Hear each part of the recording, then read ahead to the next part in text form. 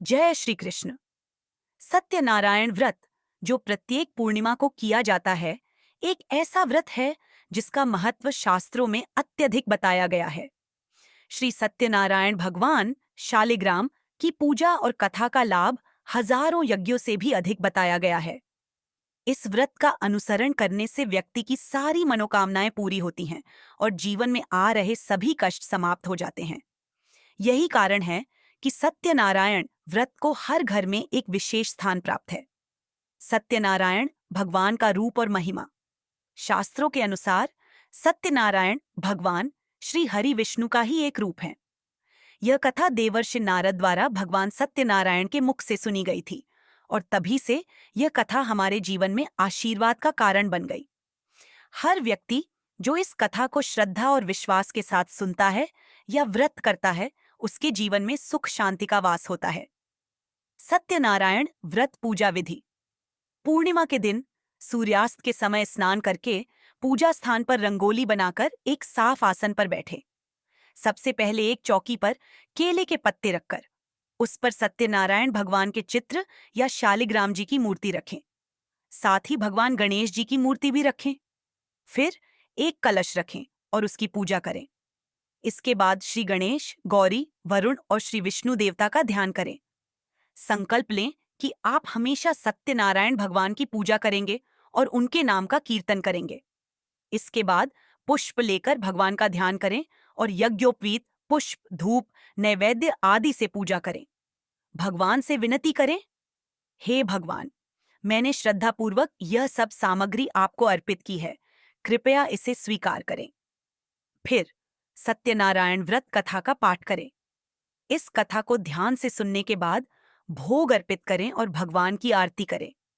अंत में प्रसाद बांटकर बड़ों से आशीर्वाद प्राप्त करें। कुछ भक्त सत्यनारायण व्रत के दिन पास के मंदिर में जाकर कथा और आरती में शामिल होते हैं और फिर घर में प्रसाद लेकर भोजन करते हैं। ध्यान रखने योग्य बातें। सत्यनारायण व्रत की पूजा में श्रद्धा और विश्वास सबसे महत्वपूर्ण है। कथा को सुनते समय हर एक शब्द से मन को भगवान की भक्ति में रंग लें और दिल से प्रार्थना करें। एक बार जब आप इस व्रत को सच्चे मन से करते हैं, तो भगवान की कृपा हमेशा आपके साथ रहती है। भक्तों के लिए एक प्रेरणा। सत्यनारायण व्रत की महिमा को समझें और इसे अपने जीवन का हिस्सा बनाएं। यह न केवल धार्मिक दृष्टिकोण से महत्वपूर्ण है, बल्कि यह हमारे जीवन को मार्गदर्शन भी देता है। आपके मन में जितनी श्रद्धा होगी, भगवान उतनी ही कृपा बरसाएंगे। तो आइए इस सत्यनारायण व्रत के माध्यम से भगवान श्री नारायण के चरणों में अपनी भक्ति अर्पित करें और उनके आशीर्वाद से अपने जीवन को सशक्त और सुखी बनाएं।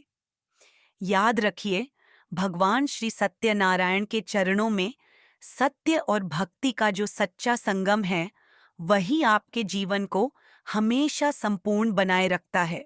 श्री सत्यनारायण व्रत कथा। आपको यह कथा पसंद आए और आपने इससे कुछ लाभ प्राप्त किया हो, तो कृपया इस वीडियो को लाइक और शेयर जरूर करें। इस कथा के माध्यम से हम सभी को भगवान सत्यनारायण की कृपा प्राप्त हो, ऐसी मेरी शुभकामनाएं हैं। आपका समर्थन हमें और प्रेरित करता है। आइए अब शुरू करते हैं श्री सत्यनारायण व्रत कथा। श्री सत्यनारायण व्रत कथा का अत्यधिक महत्व है। इसके 5 अध्याय हैं, जो हर श्रद्धालु के जीवन में सुख, समृद्धि और शांति लाने का कारण बनते हैं। यह व्रत हर व्यक्ति के कष्टों को दूर कर उन्हें प्रभु के श्री चरणों में स्थिर कर देता है। श्री गणेशाय नमः। श्रीमन्न नारायण नारायण नारायण, भजमन नारायण नारायण नारायण। श्री सत्यनारायण भगवान की जय। पहला अध्याय, सत्यनारायण भगवान का उपदेश। एक समय की बात है, नैशिरण्य तीर्थ में शौनकादि 88,000 अर्षियों ने श्री सूत जी से पूछा, हे प्रभु, इस कलयुग में वेद विद्या से रहित मनुष्यों को प्रभु भक्ति किस प्रकार मिल सकती है और उनका उद्धार कैसे होगा? कोई ऐसा तप बताइए जिससे थोड़े समय में पुण्य मिले और मनवांछित फल प्राप्त हो जाए। इस पर श्री सूत जी बोले, हे वैष्णवों, आप सभी ने प्राणियों के हित की बात पूछी है। मैं एक अत्यंत श्रेष्ठ व्रत के बारे में बताऊंगा, जिसे नारद जी ने लक्ष्मीपति श्री हरि से पूछा था और श्री हरि ने इसे नारद जी से कहा था। अब इसे ध्यान से सुनिए। नारद जी, जो हमेशा दूसरों के हित के लिए कार्य करते थे, एक दिन मृत्यु लोक में गए। उन्होंने वहां अनेकों योनियों में जन्मे मनुष्यों को अपने कर्मों के अनुसार दुख भोगते देखा। उनके कष्टों को देख नारद जी ने सोचा कि ऐसा क्या उपाय किया जाए जिससे इन दुखों का अंत हो सके। नारद जी ने अंततः विष्णु लोक जाकर भगवान श्री नारायण की स्तुति की। हे भगवान, आप अत्यंत शक्तिशाली और सर्वव्यापी हैं। आपकी कृपा से ही भक्तों के दुख समाप्त होते हैं। मैं आपको प्रणाम करता हूँ। भगवान विष्णु ने नारद जी की स्तुति सुनकर कहा, नारद, तुम्हारे मन में क्या विचार हैं? उसे बेहिचक कहो। नारद जी बोले, हे प्रभु, मैंने देखा कि मृत्यु लोक में मनुष्य अनेकों कष्टों से दुखी हैं। क्या ऐसा कोई उपाय है जिससे वे थोड़े प्रयास में अपने दुखों से छुटकारा पा सकें? श्री नारायण ने कहा, नारद, तुम्हारा प्रश्न बहुत ही उत्तम है। स्वर्ग लोक और मृत्यु लोक दोनों में एक ऐसा दुर्लभ व्रत है जो पुण्य देने वाला है। मैं आज प्रेमवश इसे तुम्हें बताने जा रहा हूं। यह व्रत करने से मनुष्य तुरंत सुख भोगता है और मृत्यु के बाद मोक्ष प्राप्त करता है। नारद जी ने पूछा, हे प्रभु, उस व्रत का फल क्या होगा और उसका विधान क्या है? भगवान श्री हरि ने उत्तर दिया, यह व्रत दुख और शोक को दूर करने वाला है। यह मनुष्य को हर स्थान पर विजय दिलाने वाला है। इस व्रत को संपूर्ण श्रद्धा और भक्ति से शाम के समय किया जाना चाहिए। सत्यनारायण भगवान की पूजा धर्मनिष्ठ होकर ब्राह्मणों और परिवार के सदस्यों के साथ करें। यथासंभव भगवान को भोग अर्पित करें, उनकी आरती गाएं और सभी को भोजन कराएं। इसके बाद स्वयं भी भोजन करें। भगवान की भक्ति में लीन होकर कीर्तन और भजन करें। भगवान श्री हरि ने कहा, यह सत्यनारायण व्रत विशेष रूप से कलयुग में मोक्ष प्राप्ति का सरल और प्रभावी उपाय है। इस व्रत को करने से मनुष्य की सारी इच्छाएं पूरी होती हैं और वह भगवान के आशीर्वाद से जीवन में समृद्धि प्राप्त करता है। श्री सत्यनारायण भगवान की जय। सच्चे मन से यह व्रत करने से भगवान की कृपा हम पर सदा बनी रहती है। आप भी इस व्रत को श्रद्धा और भक्ति से करें और अपने जीवन में सुख शांति का अनुभव करें। जय श्री सत्यनारायण। श्री सत्यनारायण भगवान व्रत कथा, दूसरा अध्याय। भगवान की कृपा से बदलता जीवन। सूत जी बोले, हे ऋषियों, अब मैं तुम्हें उस पुण्यात्मा ब्राह्मण की कथा सुनाता हूं जिसने पहले इस व्रत को किया था। ध्यान से सुनो। बोलो श्री सत्यनारायण भगवान की जय। सुंदर काशीपुरी नगरी में एक अत्यंत निर्धन ब्राह्मण रहता था। उसकी जीवन की स्थिति इतनी कठिन थी कि वह भूख प्यास से परेशान होकर धरती पर घूमता रहता था। भगवान श्री सत्यनारायण, जो कि ब्राह्मणों से प्रेम करते हैं, एक दिन ब्राह्मण का वेश धारण कर उसके पास पहुंचे। भगवान ने उससे पूछा, हे विप्र, तुम नित्य दुखी होकर पृथ्वी पर क्यों घूमते हो? दीनहीन ब्राह्मण बोला, मैं एक निर्धन ब्राह्मण हूं, भिक्षा के लिए पृथ्वी पर घूमता हूं। यदि आप इसका कोई उपाय जानते हो तो कृपया बताइए। भगवान ने कहा, हे विप्र, तुम सत्यनारायण भगवान की पूजा करो। यह व्रत मनोवांछित फल देने वाला है और इससे मनुष्य सभी दुखों से मुक्त हो जाता है। फिर भगवान सत्यनारायण ने उस ब्राह्मण को व्रत का विधान बताकर वृद्ध ब्राह्मण का रूप धारण किया और अंतर्धान हो गए। अगले दिन उस निर्धन ब्राह्मण ने संकल्प लिया कि वह सत्यनारायण का व्रत करेगा। फिर अपने नित्य कर्मों से मुक्त होकर वह भिक्षाटन के लिए निकला। उस दिन उसे भिक्षा में बहुत सा धन प्राप्त हुआ। उसने उस धन से भगवान सत्यनारायण की पूजा की और व्रत रखा। कुछ ही दिनों बाद उसके सभी दुखों और कष्टों का नाश हो गया। वह देखता ही देखता संपन्न हो गया और संपत्ति का मालिक बन गया।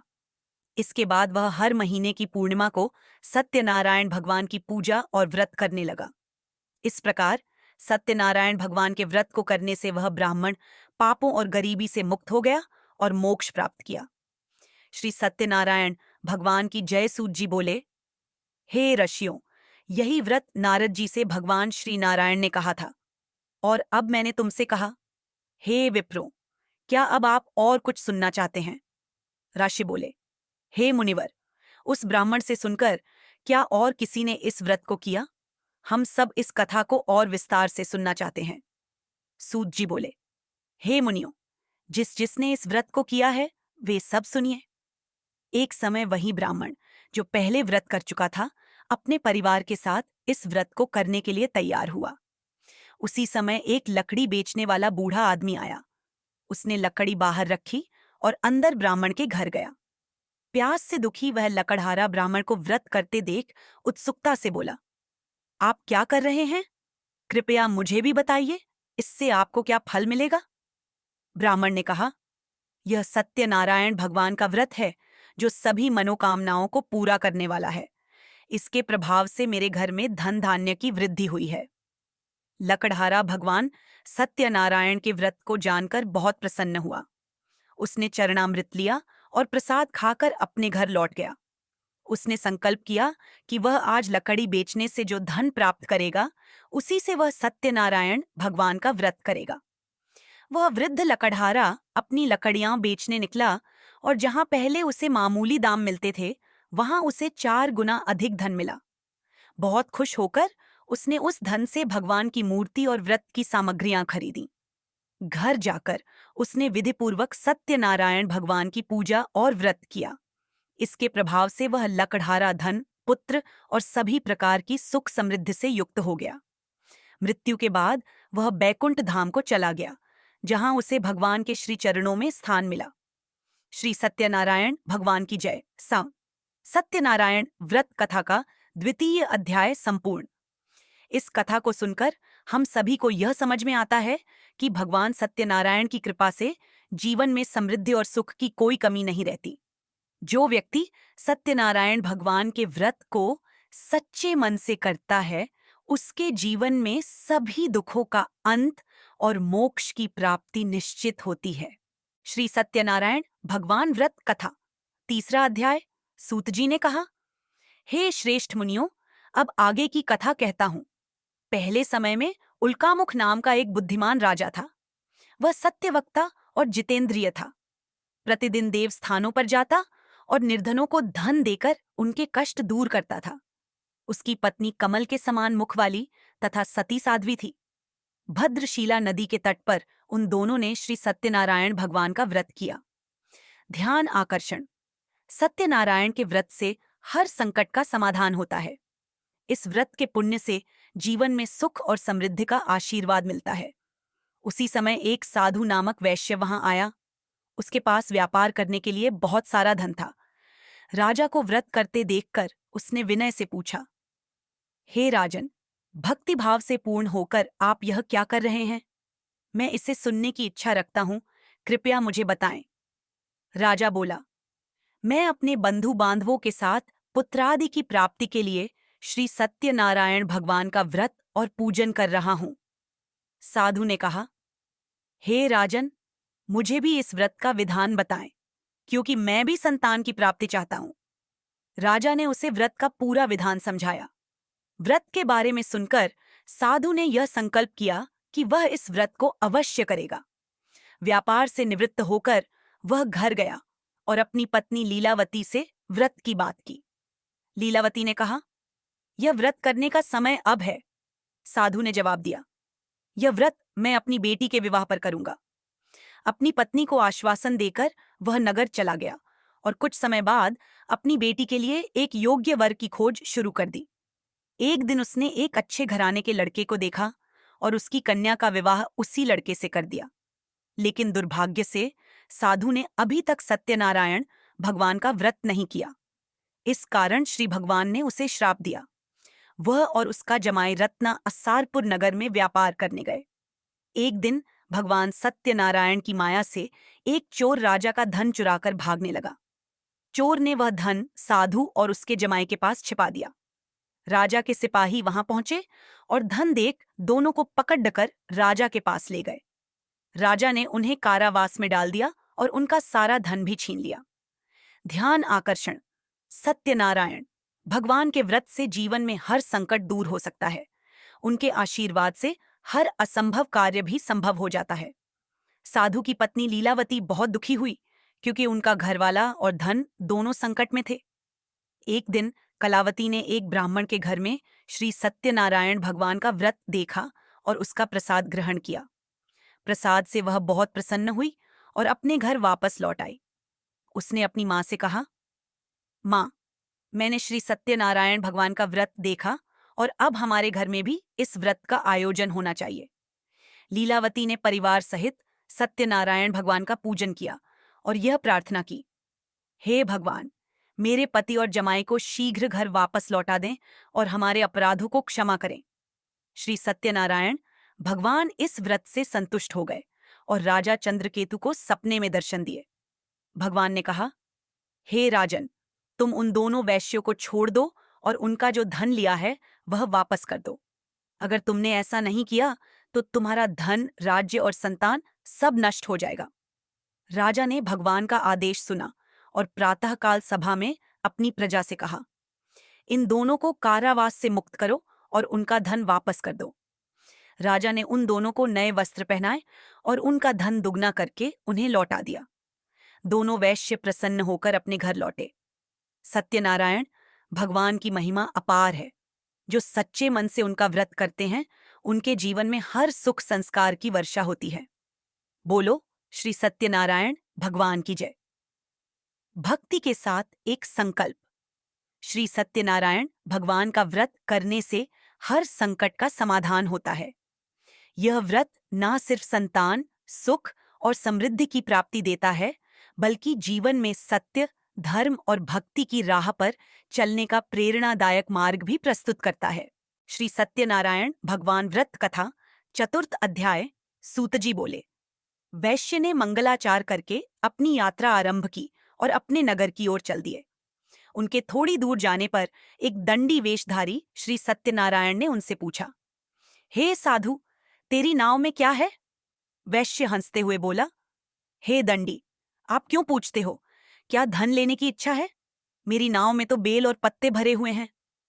भगवान श्री सत्यनारायण ने कहा, तुम्हारा वचन सत्य है, और दंडी वहां से दूर चले गए।